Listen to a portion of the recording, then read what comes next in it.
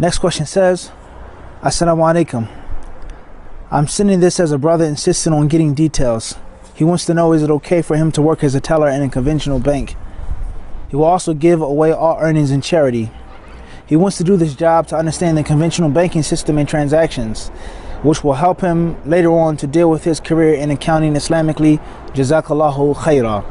Wa alaikum assalam wa rahmatullahi wa barakatuh. Wa laka bil mithl. May Allah reward you well and bless you as well. As far as the question, is it permissible for a Muslim to work in a conventional bank? In most cases, the questioner means a riba-based bank. A bank is based off of riba, and if not riba, or other acts of dealings, transactions that are against the Sharia, such as selling something that you don't own, and the list goes on. Is it permissible or not, with the purpose of gaining experience, with the purpose of getting the proper time in, the necessary expertise on the field to do it Islamically in a pure manner, etc. The general answer is that the people of knowledge, they say, the ulama, they say that this is haram and you can't do it. Even though you have the intention of giving the wealth in charity, you have the intention of getting experience to be an expert in Islamic economics and Islamic finance, a field that the Muslims are in dire need of more professionals, more trustworthy, reliable, more knowledgeable, learned experts on the field. And they use two main evidences to say or to prove that it is haram. The first is the generality of the famous verse in Surah Al-Ma'idah, in which Allah Azza wa Jalla says, وَتَعَاوَنُوا عَلَى الْبِرِّ وَالتَّقْوَى وَلَا تَعَاوَنُوا عَلَى الْإِثْمِ وَالْعُدْوَانِ. Allah says, and you should help each other, you should cooperate with each other upon birr and taqwa, righteousness and piety, and you shouldn't help each other upon ithm, sin, and udwan, transgression. And they say you working as a teller in a conventional bank, even with the intention of doing it as a stepping stone and going into the Islamic field or the Islamic career, they say you're helping them upon sin and transgression. And the same applies with regards to giving the earnings and the wealth in charity. Even if you don't eat from it yourself, but you're still helping them eat from it and give it to others as food, the riba. The second main proof that they use is the generality of the famous hadith of Jabir ibn Abdullah in Sahih Muslim, in which he narrated, لَعَنَ رَسُولُ اللَّهِ صَلَّى اللَّهُ عَلَيْهِ وَسَلَّمَ أَكِلَ الرِّبَا وَمُوكِلَهُ وَكَاتِبَهُ وَشَاهِدَيْهِ وَقَالَ هُمْ سَوَاءٌ أَوْ كَمَا قَالَ عَلَيْهِ الصَّلَاةُ وَالسَّلَامُ. Imam Muslim reports with his isnad that Jabir ibn Abdullah said that the Messenger of Allah alayhi salatu cursed the following people: أَكِلَ الرِّبَا, he who eats from riba; وَمُوكِلَهُ, he who gives it as food; وَكَاتِبَهُ, the scribe, he who writes it down, he who records it; وَشَاهِدَيْهِ, and the two witnesses for the riba based transaction, for the riba debt. The end of the hadith says, وَهُمْ سَوَاءٌ, he says, and they're all equal. So a person may say, I'm not eating from the riba, it's not my family that gets the earnings from the riba, I give the money as charity. The Prophet ﷺ in this hadith says, hum sawa, the witness, the scribe, those who don't even eat it, they're sawa. And there's no doubt, you're working in a bank, in the conventional bank as a teller, you're some type of katib, you're a scribe, you're writing something down, all right? And you're also a shahid, you're being witness to it as well. So the ulama of Islam, the modern day scholars, they say that you can't get experience in the riba bank based off of these two general proofs. Now, before we conclude this question, I would like to steer your attention or point your attention to something that's very, very important. And that's based off of some of my own personal experiences. Now, some years back, I used to be a barber.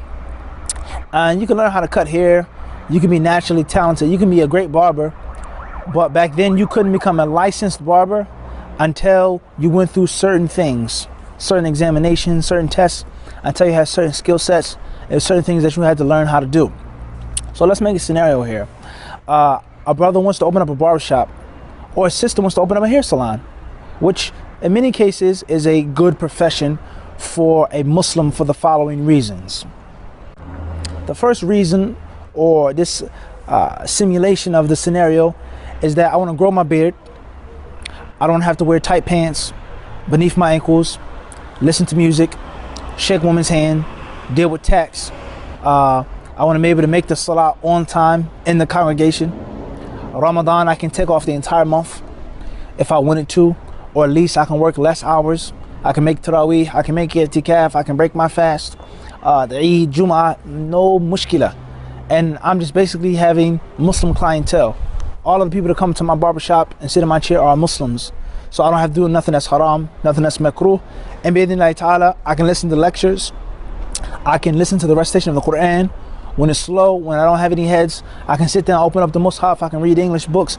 I can be a good Muslim, make money, and take care of my wife, take care of my wives, take care of my children, alhamdulillah. And if you're a good barber, you have good clientele, good skills, inshallah, you'll make good money. Or at least back in those days. So this is a scenario. But in order for me to have my own barbershop, which I can purify and Islamify, because we all know that the barbershop in the original American culture is much more than just a place in which you get your hair cut. It's much more. Okay, this may be a bit old-fashioned. Back in the day, old times, the barbershop is a cultural center. The barber is considered to be a doctor. He's considered to be a psychologist. He's considered to be someone who's like a bartender. People that come in and they sit down and they talk to him about his problems. They ask for advice. Some people, they have guilt. Some people that come in a barbershop in a chair, they will cry, literally. And they would start talking about their life problems. My wife cheated on me, this and that, my kids, blah, blah, blah, blah, blah. Because they feel so comfortable sitting in the chair. You're taking care of them, you're making them look good, making them feel good. You're combing their hair, cutting their hair, trimming them up, shaping them up, making them look nice. And they feel comfortable and confident with you.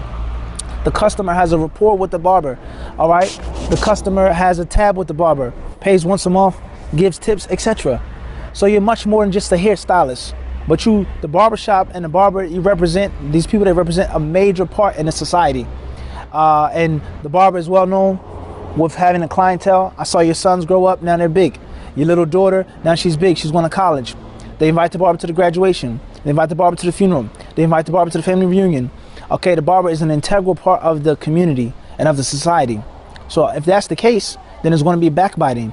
There's going to be talebearing. There's going to be revealing of sins. There's going to be the latest movie, the latest mixtape back in the days. Things are different now.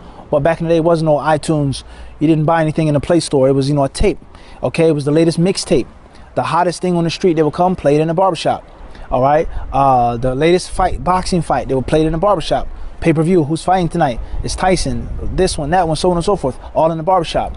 Sports, gossip, arguments about religion, women, girls, it's well known in a barbershop that a good barbershop had a very pretty, beautiful shampoo girl that was pretty, had a very nice body. It was well known.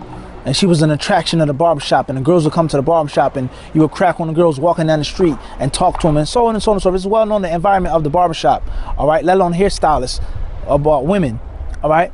So these things are well known. Some barbershops, unfortunately, this is a reality, okay? They will come in there and talk about all types of things. Sometimes they bring their pornographic movies in the barbershop. It's well known, all right? I've seen things in the barbershop that I can't say on video. I've seen people do things, say things outside of the barbershop, before closed doors, after hours, that I wouldn't say on the video, that happened in the barbershop.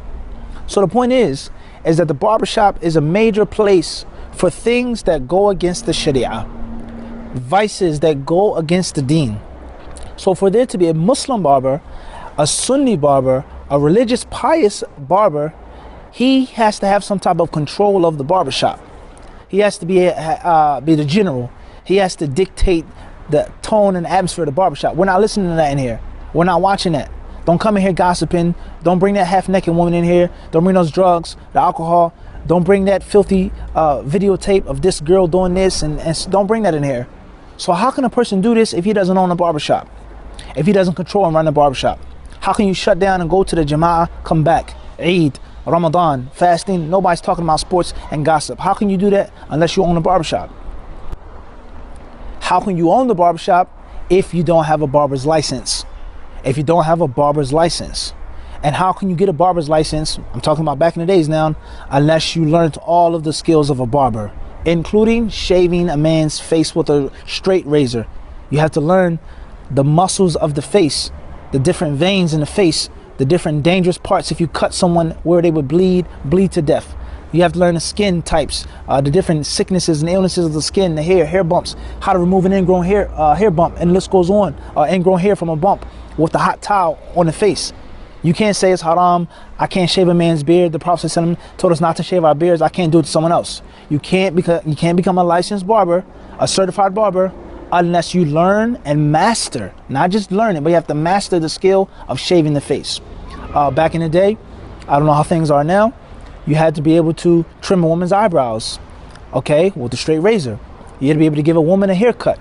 Certain women, they would have, you know, different hairstyles like men, or not necessarily like men, but a shorter hairstyle, shape up the neck, feather the neck, taper the neck, okay, so on and so forth. So what are you going to do now? You can't become a licensed barber, a certified barber. You can't have your own barbershop unless you learn these skills. So everybody see where we're going, the direction. A person may say, how can I have an Islamic barbershop unless I have the necessary qualifications and certifications? And if I don't have an Islamic barbershop, then there's going to be plenty of haram things.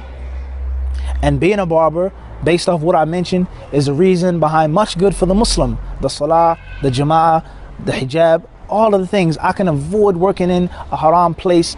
This woman, this haram product, I can just cut hair and make the brothers in the masjid look good, alhamdulillah, and have a good living. But I can't do that if I don't have my own licensed certified barbershop. I can't get a licensed certified barbershop unless I learn to do haram things and I practice haram things for a short period of time. With the intention of shaving somebody's face? No. With the intention of doing a girl's eyebrows? No. With the intention of dealing with a homosexual hairstylist, of dealing with a girl, shampoo girl? No. Only with the intention of me becoming certified. So the same thing, and Allah knows best, in my opinion, applies to the bank. Somebody may say, how can the Muslim be a master economist, or a master of Islamic economics, of Islamic finance, unless the person has dealt with the conventional banking system, not in a book, not in a video, but actually sat in a bank and had hours in the bank and learning the traditional system of banking. Everybody understand this? This is a very important issue here. In other words, for a person to have true experience, which is the ultimate, the pinnacle of knowledge, is knowledge, experience, and wisdom, understanding. You can't just have theory and theoretical knowledge to master something. So how can we open up Islamic institutes and have full knowledge of the haram way of banking, why riba is so bad, unless the Muslim himself or herself has their hands dirty just a bit and knows what it's like to deal with riba and what riba is like and what the conventional banking system is like.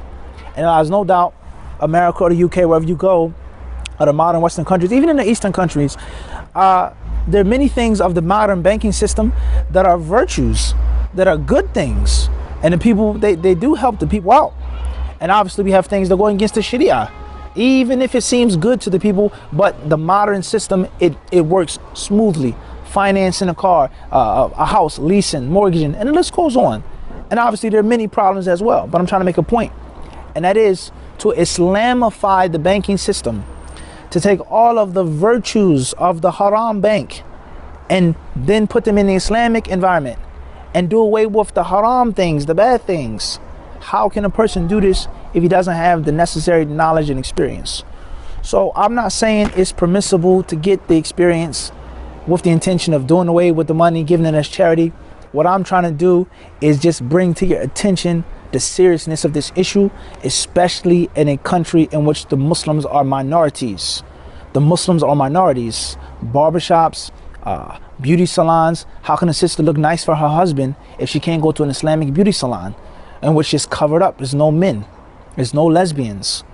You have to be certified. So the Muslims live as minorities in certain countries. I'm not saying this, but I'm just bringing it to your attention. Sometimes it could be necessary and it could be permissible sometimes for Muslims to do certain things with the intention of being independent. And as I said, Islamifying the haram trade, or the trade that's permissible but has haram elements therein. So this is very, very, very serious issue, and we cannot deal with this being fake. We have to be transparent. We have to be real. We have to be honest. Where will the Muslims be as minorities if they don't have their own businesses, their own establishments? And how can these establishments come about unless the Muslim has the necessary knowledge and experience and certification, a professional establishment? Allah surely knows best. May Allah make your affair easy. Obviously, it's best to avoid this problematic issue if you can. Seek help in Allah subhanahu wa ta'ala.